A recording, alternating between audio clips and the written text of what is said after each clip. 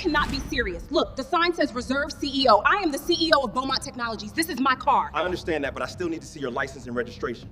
Officer Derek Caldwell had been with the Charlotte Police Department for 14 years. And in those 14 years, he'd compiled a record that should have raised immediate concerns. 19 complaints, 16 of them involving African American citizens. A black surgeon in Myers Park, accused of not belonging in the upscale neighborhood. An African American attorney in Dilworth, questioned about his right to park on a public street.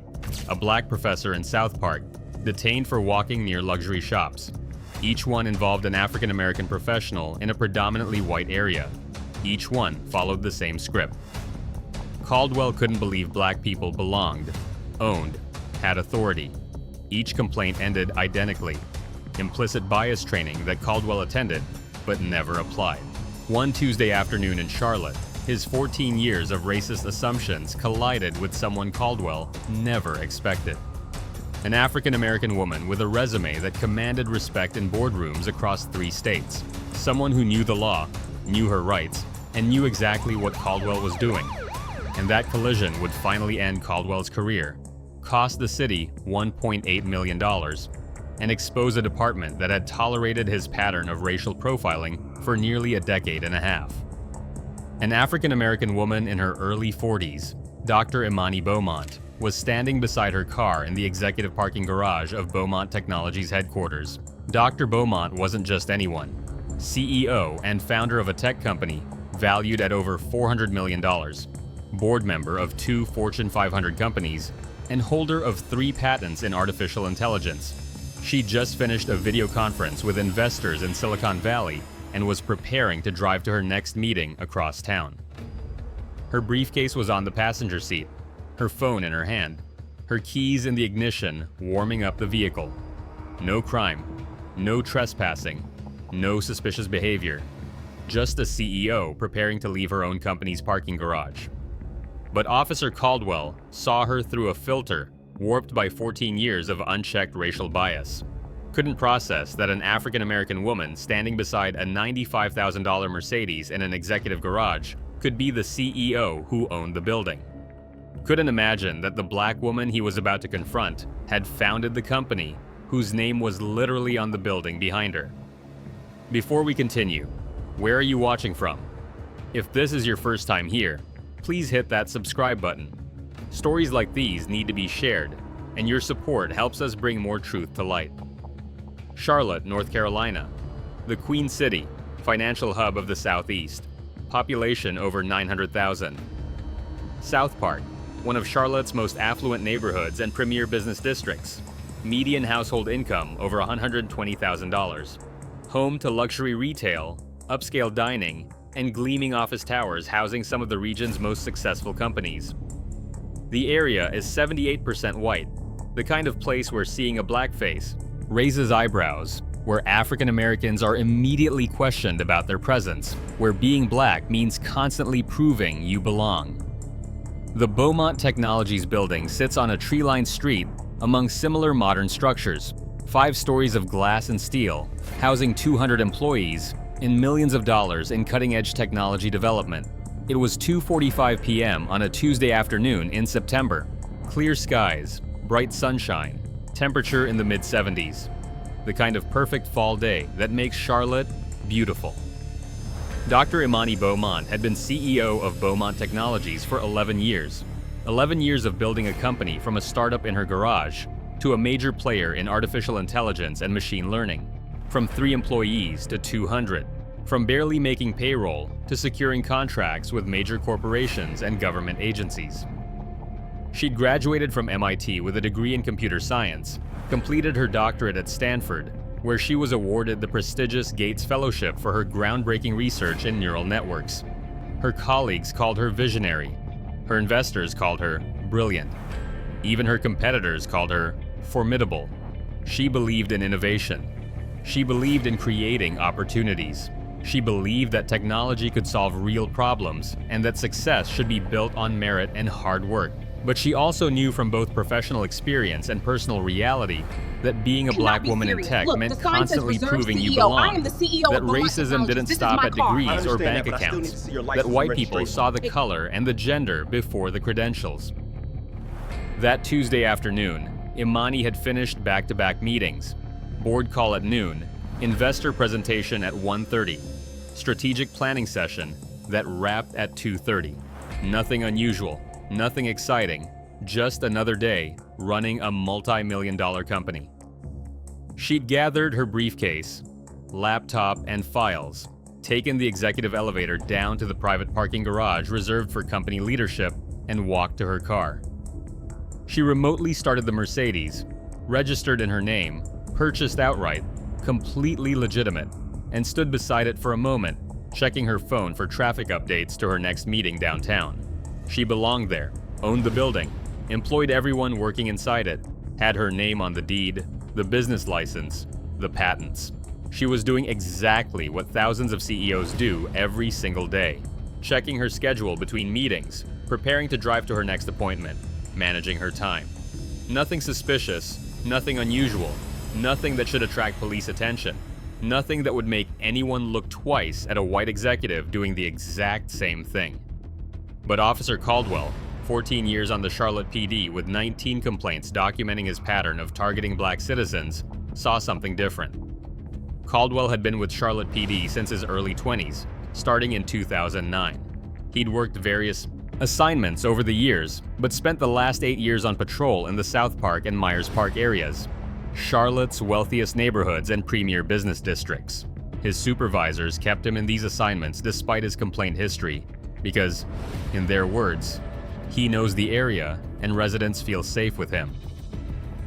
What they meant was that Caldwell stopped every black person he saw, questioned African Americans about their presence, treated black citizens like suspects by default. 19 complaints in 14 years, 16 of them involving African American victims.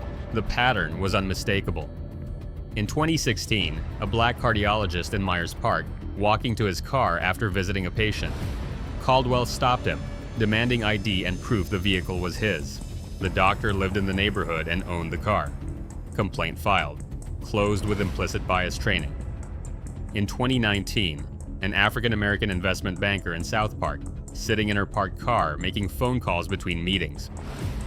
Caldwell detained her for 20 minutes, running her license multiple times, demanding proof she had legitimate business in the area.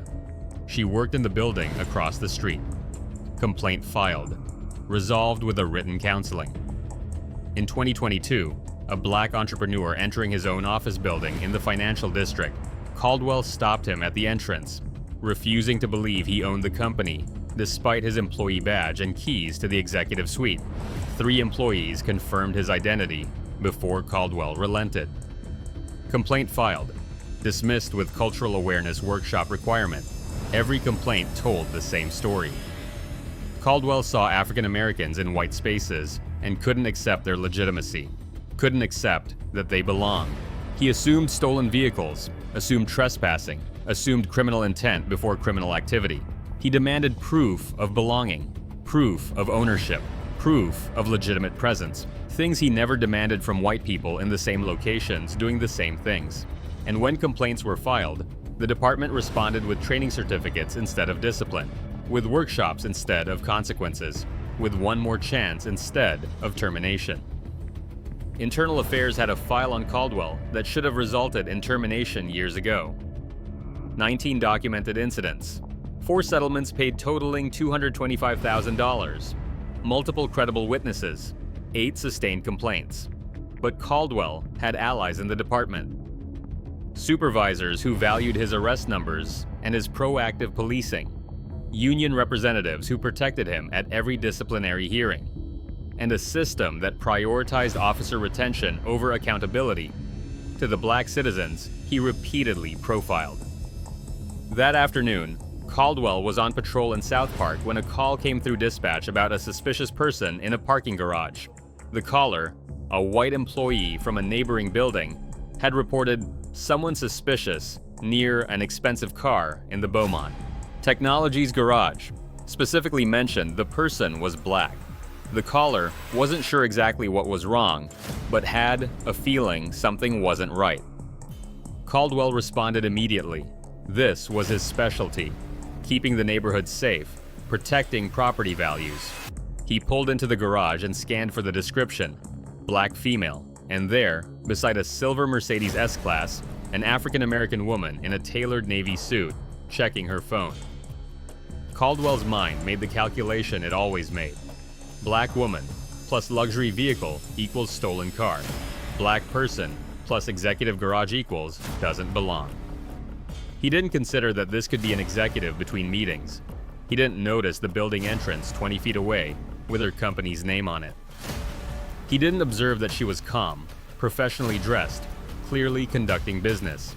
He saw what his biases trained him to see. A black person who didn't belong. A situation that needed investigation. A potential crime in progress. Caldwell pulled his patrol car directly behind the Mercedes, blocking it in. Do you think departments should automatically terminate officers after 3 similar complaints? Drop your answer below. Imani heard the engine, the crunch of tires on concrete, and looked up. Her stomach tightened. She'd lived this before.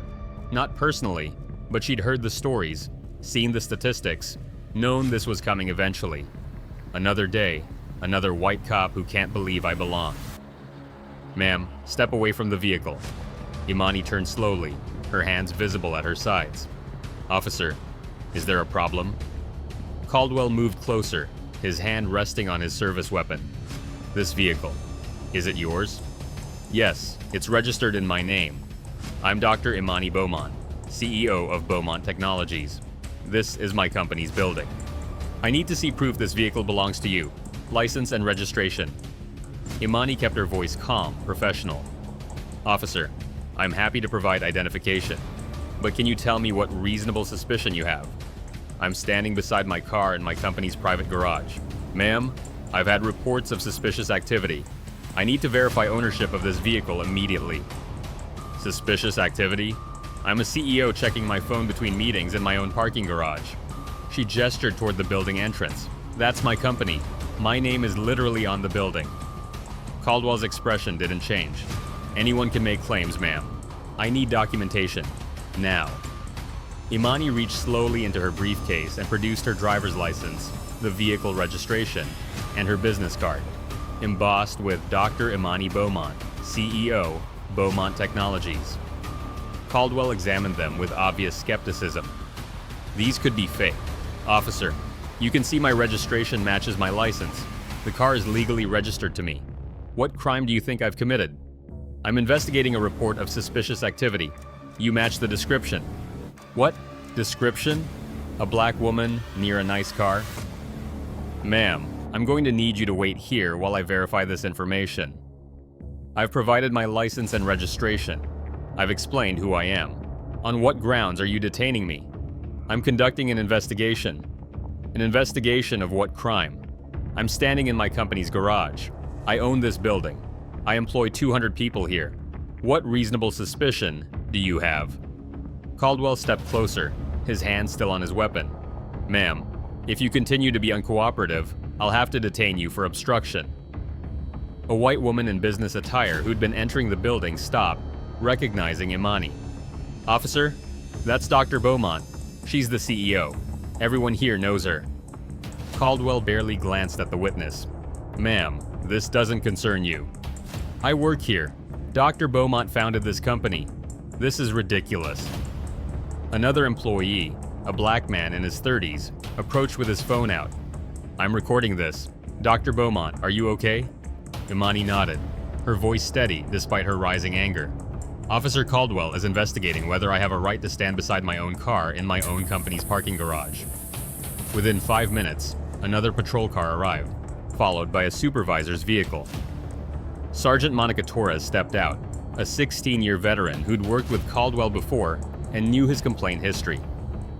She'd reviewed his file multiple times and tried to recommend stronger discipline. She approached and immediately saw the problem.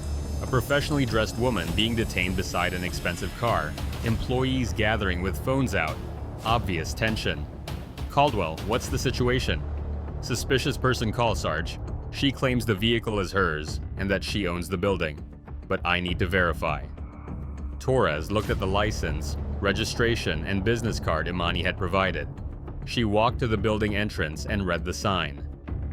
Beaumont Technologies, founded 2012. She pulled out her phone and searched Dr. Imani Beaumont, Charlotte. Articles appeared immediately. Forbes profile, Business Journal interviews, Chamber of Commerce awards, photos matching the woman standing in front of her. Torres returned. This is legitimate.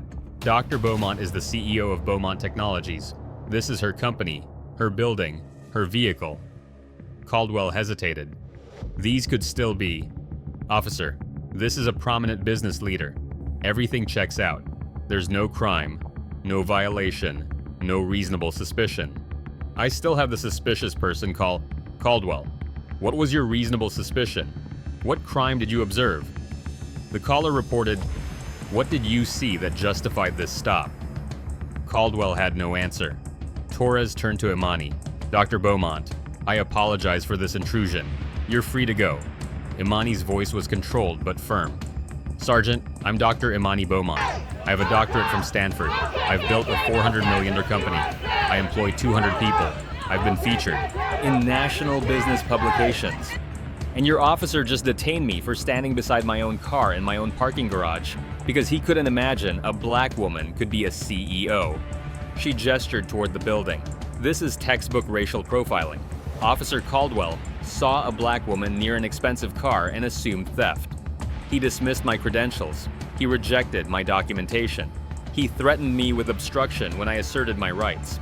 All because I'm black and he couldn't accept that I belong here. Torres looked at the security cameras clearly visible throughout the garage. Everything is recorded, every angle, plus multiple witnesses with their phones. Officer Caldwell's body camera, all of it showing him detaining me without reasonable suspicion or probable cause. By then, more employees had gathered. A white male executive approached. Sergeant, I'm the CFO here.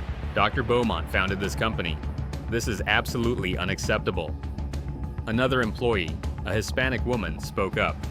I've worked here 7 years. Dr. Beaumont is here every day.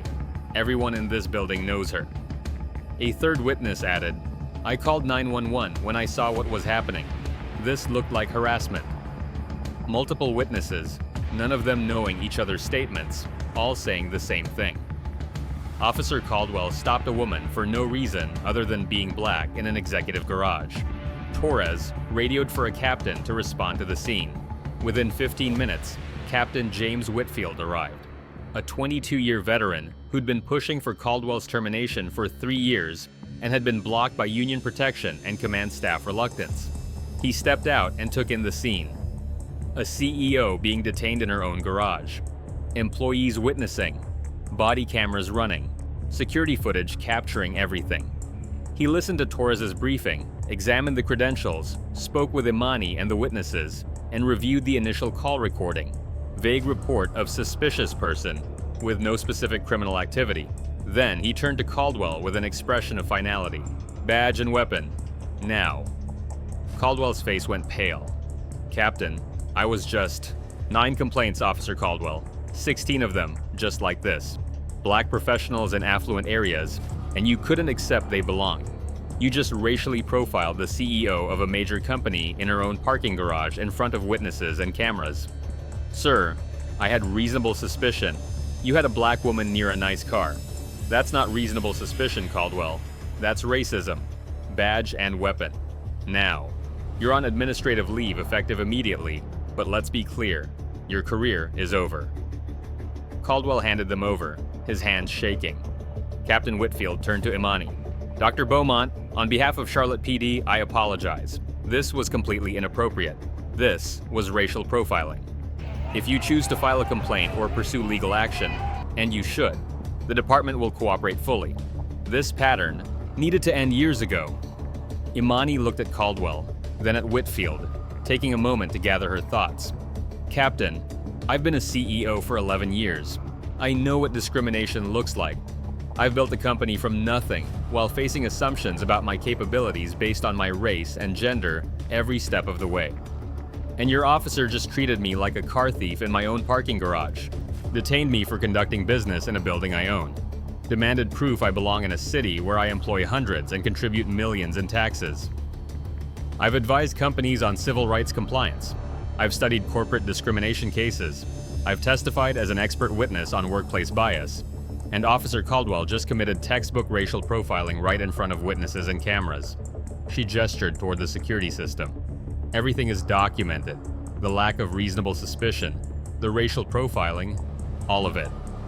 So yes, I'll be filing a complaint. And yes, I'll be pursuing legal action. Not for money, but because if this happens to me, a CEO with resources and visibility, imagine what happens to people who don't have my platform to fight back. How many young black people has Officer Caldwell stopped who couldn't challenge him? How many African Americans did he profile who didn't have witnesses or security footage? How many complaints would it have taken before someone acted? By that evening, the story was spreading through Charlotte's business community and onto local news. Security footage from the garage went viral. #CEO. While black started trending, headlines appeared. Black CEO racially profiled by Charlotte officer in her own parking garage. Officer with 16 similar complaints caught on camera. Profiling tech CEO. Witnesses describe obvious racial profiling at Beaumont Technologies. The business community responded immediately and forcefully. The Charlotte Chamber of Commerce issued a statement supporting Imani, calling the incident completely unacceptable and antithetical to our values. The Charlotte chapter of the NAACP condemned the incident, demanding termination and systematic reform. Tech industry leaders publicly defended her, with several prominent white CEOs calling it the most clear-cut case of profiling we've seen. Beaumont Technologies received hundreds of calls and emails of support, along with demands that the department face consequences. Imani hired Patricia Reynolds, a prominent civil rights attorney who'd won several major police misconduct cases in North Carolina. The lawsuit was filed 3 weeks later, naming Officer Derek Caldwell, his supervisors who'd ignored 19 complaints over 14 years, and Charlotte Police Department. The allegations were comprehensive and damning. Racial profiling in violation of the Equal Protection Clause of the 14th Amendment. Unlawful detention without reasonable suspicion or probable cause in violation of the Fourth Amendment denial of civil rights under 42 U.S.C. Circa 1983. Intentional infliction of emotional distress, false imprisonment. Supervisory liability for failure to train, discipline, or terminate. Despite documented pattern, municipal liability for deliberate indifference to Caldwell's pattern of racial profiling, violation of North Carolina civil rights statutes. The complaint included Caldwell's entire history, presented in devastating detail. 19 complaints over 14 years, 16 involving African Americans in similar circumstances, affluent areas, professional settings, white neighborhoods, all documented, all investigated, all resulting in minimal discipline, all dismissed with training that never changed his behavior. The lawsuit laid out the pattern systematically, showing complaint after complaint, year after year. Black victim after black victim, similar circumstances, similar assumptions, similar harassment, $1.8 million in damages, plus attorney fees and mandatory policy reforms. Charlotte's city attorneys reviewed the case. The evidence was overwhelming. Garage security footage showed everything: the innocent activity, the unjustified stop, the escalation. Body camera footage captured Caldwell's inability to articulate a crime. Multiple independent witnesses corroborated the account. Imani's credentials, ID, and vehicle registration proved her complete legitimacy. Caldwell had no legal basis for the stop, no crime, no reasonable suspicion, no articulable facts. Internal affairs files documented the pattern. 16 similar complaints, all ignored. Every element of a Power Hour 1983 claim was present. Fourth Amendment violation? Check. 14th Amendment violation? Check. Municipal liability for deliberate indifference? Check. Qualified immunity? Unlikely to apply given the clear precedent against racial profiling. The city's risk assessment was clear: settle now and implement reforms. The city settled 11 months later. $1.8 million paid to Dr. Imani Beaumont, one of the largest settlements in Charlotte history for racial profiling. Officer Derek Caldwell was terminated 5 weeks after the incident. The union initially filed grievances, but withdrew after reviewing the evidence and facing public pressure.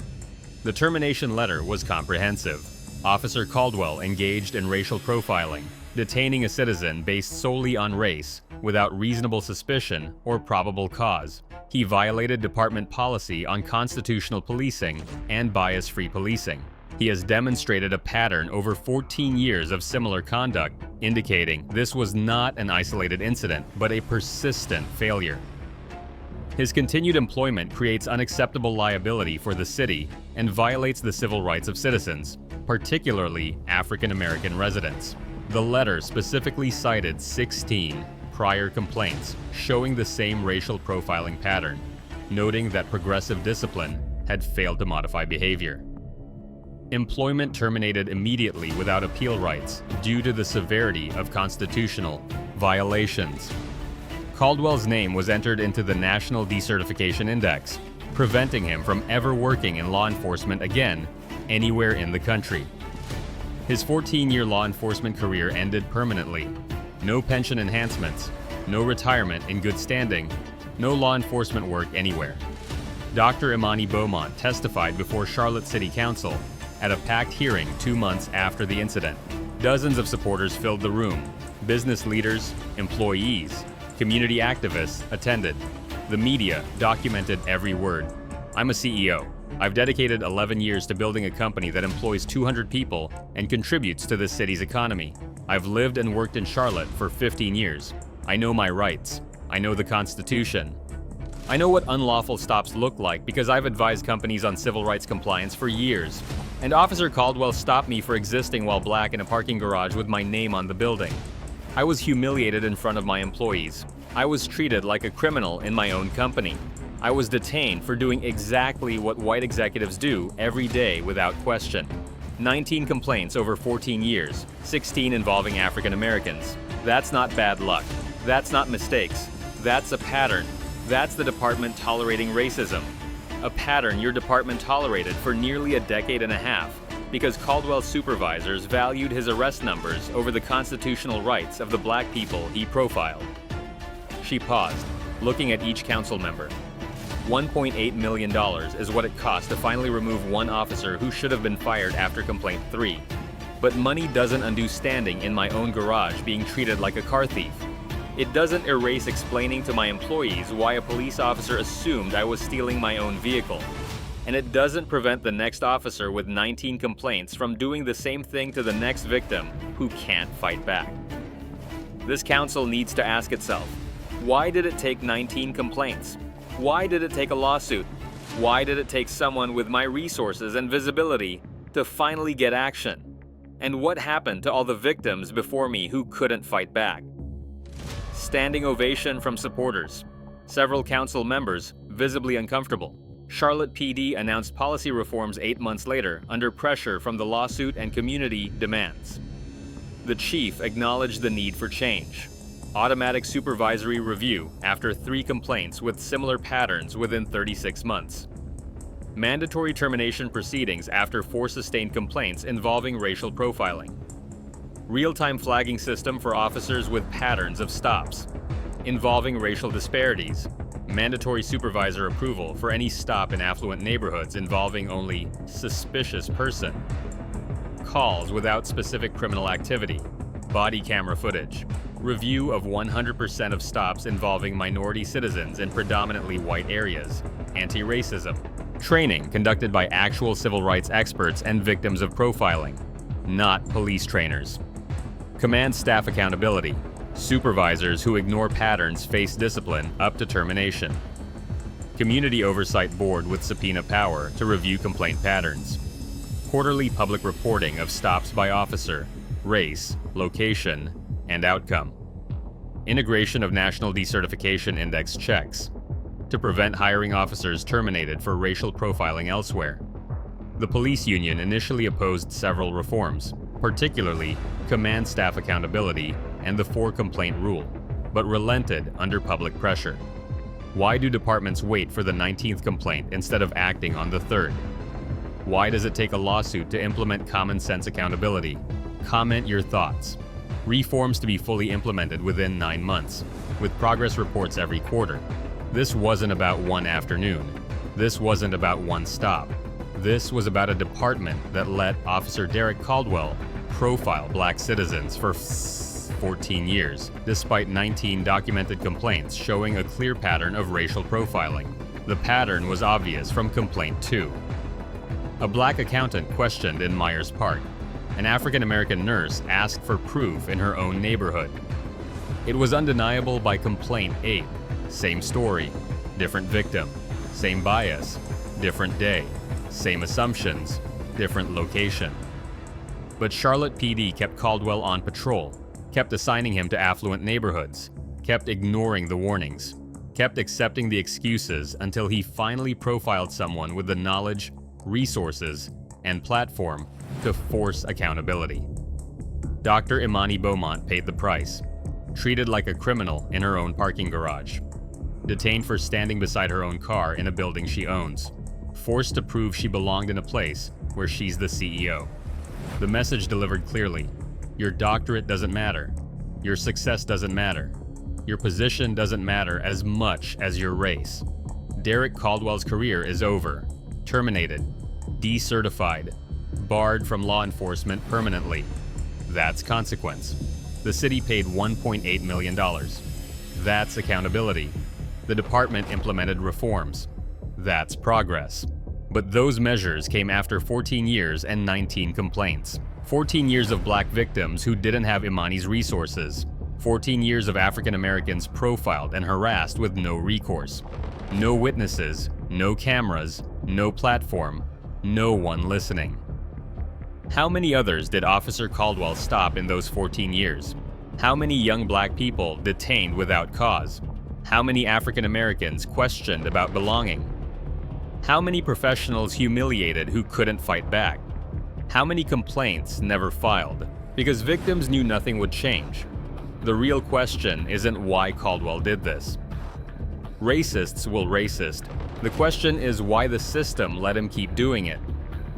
Why do departments wait for complaint 19 instead of acting on complaint 3? Why do they recognize patterns after 16 similar incidents instead of stopping them after 3? Why do they prioritize protecting officers with documented racist patterns over protecting the black citizens those officers target? Why does it take a CEO, someone with credentials white people respect, to finally get accountability? Why do settlements come from taxpayer money, while officers who caused them face no financial consequences? Because if we don't fix the system that kept Derek Caldwell patrolling white neighborhoods for 14 years, if we don't address the culture that protected him despite the pattern, then we're just waiting for the next officer with 19 complaints. The next prominent black professional. The next African American citizen who gets profiled for existing while black. This case represents thousands of others that never make news. Tens of thousands of black Americans profiled every year by officers who never face consequences. Millions of stops based on race, not crime. A system where being black is treated as reasonable suspicion. Comment if this should be federal law. Any officer with 4 similar complaints within 3 years faces automatic termination. No implicit bias training that doesn't work, immediate termination. 4 complaints. 4 similar incidents. 4 African Americans profiled in similar circumstances. That's not isolated incidents. That's a pattern. And patterns should end careers, not Black lives' dignity. And if you believe these stories matter, if you think 14 years of complaints should result in accountability before year 15, if you believe black CEOs deserve the same presumption of belonging that white people get automatically, then hit that subscribe button. We're exposing racial profiling. We're demanding real accountability. We're fighting for every black American who's been profiled. This isn't about one officer or one CEO. It's about a system that gave Derek Caldwell 9 chances, 19 complaints, 16 black victims, 14 years, while black Americans don't even get the benefit of the doubt. It's about departments that protect officers with documented patterns of racial profiling, and the African American citizens who pay the price for that protection with their dignity, their safety, and their constitutional rights.